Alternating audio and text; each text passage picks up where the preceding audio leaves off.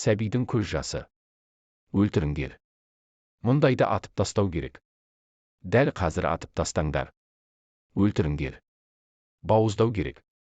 Өлтіріңдер, өлтіріңдер. Деп шуласып, айқайласқан жұрттың дауысы естіліп жатты. Олар қолы байлаулы бір адамды жетектеп келе жатыр екен. Тұтқын басын жоғары көтеріп, денесін тік ұстап аяғын нық басып келеді. Бойы ұзын болғандықтан топ арасынан бірден көзге түсіп, ерекше көрінеді. Жүзінен қасындағы жұртқа деген ашу, ыза байқалады. Бұл адам билік пен халық арасындағы қақтығыста билікті қорғап күрескен полицей еді. Жұрт оны ұстап алып, дарға асуға бара жатыр. Қайпек керек.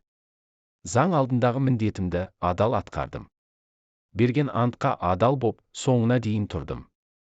Дүние кезек деген осы. Қазір тағдырым осылардың қолында. Құдайдан солай бұйрық келсе, демек өлу керек. Бұған да көндім деп ойлады ол. Айнасындағы жұрттың айқай-шуына самарқау түрде жымиып, өзін биік ұстауға тырысты.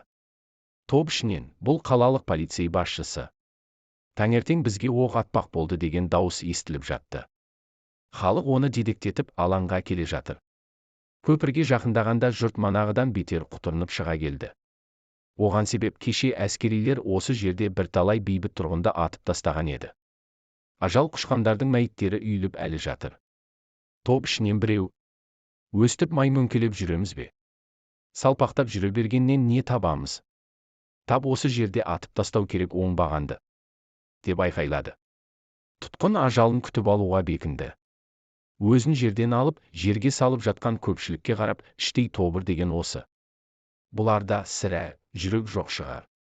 Пиғылы неткен жаман еді деп ойлады. Бәрінің көзін құрту керек. Тыңшы, патша, паптарды қыру керек. Мына оңбағанды да тап қазір өлтіру керек. Деп жұрт дегбірсізденіп жатты. Бірақ топты бастап келе жатқан адам оны алаңға апарып жазаламақ болды. Ақыры алаңға да жетті. Бір кезде топтың арт жағынан жылаған баланың дауысы естілді. 5-6 жас шамасындағы кішкентай бала жинаған жұрттың арасымен қыстырылысып өтіп, тұтқынға қарай жүгіріп келеді. Көке, көке, сізді қайда алып барады? Тоқташы, тұра тұршы, мені ертіп кетші. Баланың дауысы шыққан тұста бір сәтке тыныштық орнады. Жаңа ғана бірін-бірі таптап кетердей болған нөпір халық баланы өткізіп жібермек болып, екі жаққа қарай ығысты да жол ашты.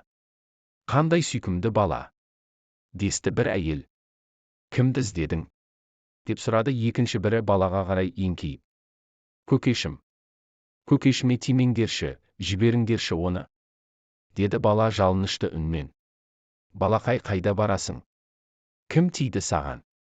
Деп сұрады тағы біреу.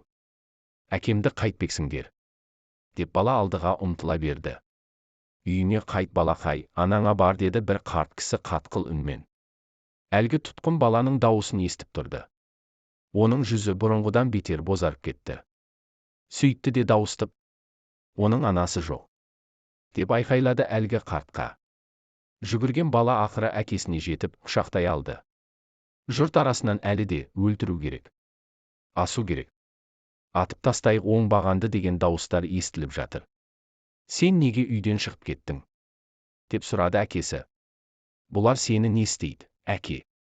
Деді бала көз жасын тия алмай. Әкесі жауап берген жоқ. Алдаусыратып, жұбатпақ болып: балам, сен ақылды емессің бе? Ақылды балалар әкесін тыңдайды. Солай ма, деді жымиып. Иә. Катюшаны білесің ғой. Көршіме? Иә, сен соның үйіне бар да күте тұр. Ал мен сосын келемін. Сенсіз бармаймын, деп бала еңіреп жіберді. Неге? Мыналар сені жабылып ұрып тастайды. Жоқ, неге олай дейсің? Олар әншейін, деп тұтқын соңғы сөзін жұтып қойды. Еңкейіп баланың бетінен сүйді. Құшақтамақ болып еді, артқа қайырыла байланған қолын босата алмады. Топ басшысына сыбырлап: тыңдашы, қай жерде, қалай өлтірсең де мейлі, тек баламның көзінше өлтірмеші. Қолымды 1-2 минутқа босатшы. Соңғы рет ұлымды құшақтайын. Оған сендермен қыдырып жүрмін деп айтамын. Ол үйге қайтсын.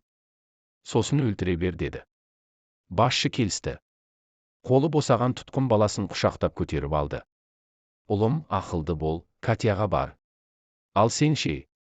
Көріп тұрсың ғой, мен мына ағаларыңмен біраз қыдырып келейін. Сен үйге қайта бер. Әйтпесе түн болып кетеді. Мен кеш қайтамын. Мені босқа күтіп шаршайсың. Онан да үйге қайта ғой. Ақылдым сол. Бала әкесіне тесіле қарады. Басын бір иығына, сосын екінші иығына қисайтты да ойланып тұрды. Бара ғой балам, әкеңнің өтірік айтпайтынын білесің ғой, деді тамағына өксік тіреліп. Рас келесің бе? Деді бала көзінің жасын мөлтілдеп. Сеніңкіремесе де көніп тұр. Бір жағы әкесінің өтірік айтпайтынын білетін. Әкесі басын изеді. Бір әйел баланы топ арасынан тысқа алып кетті.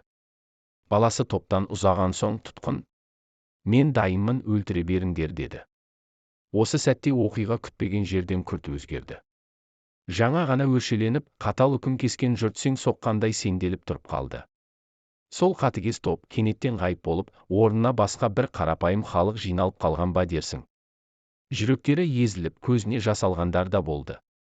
Баланың үні мен сөзі, көз жанары жүректің мұзын ертіп, ыза кектің қағын қырып алғандай болды. Бір кезде бір әйел: «Әй, осыны босата салайықшы, жаймен кетсін», деп еді. Осы сөзді күтіп тұрғандай екінші біреуі: «Иә, мүмкін кінәсі жоқ шығар. Қолымызды бұлғамай Құдайға тапсырайық», деді. Тағы біреуі: «Түу, жүрегім ауырып кетті ғой, босатсақ бостайық, баласына обал. Жетімнің көз жасына қалмайық», десті. «Әу, ағайын, бұл да бір біздің бауырымыз емес пе? Мүмкін біз қателесіп тұрған шығармыз», деді топ басшысы. Жаңа ғана қалай өлтіру керектігін ақылдасып тұрған жұрт енді жан-жақтан: «Иә, босатайық, босатайық», деп шуласып кетті. «Көріп тұрсың ғой, мен мына ағаларыңмен біраз қыдырып келейін. Сен үйге қайта бер. Әйтпесе түн болып кетеді. Мен кеш қайтамын. Мені босқа күтіп шаршайсың. Онан да үйге қайта ғой». Ақылдым сол. Бала әкесіне тесіле қарады. Басын бір иығына, сосын екінші иығына қисайтты да ойланып тұрды. «Бара ғой балам, әкеңнің өтірік айтпайтынын білесің ғой», деді тамағына өксік тіреліп. «Рас келесің бе?» деді бала көзінің жасын мөлтілдеп. Сеніңкіремесе де көніп тұр.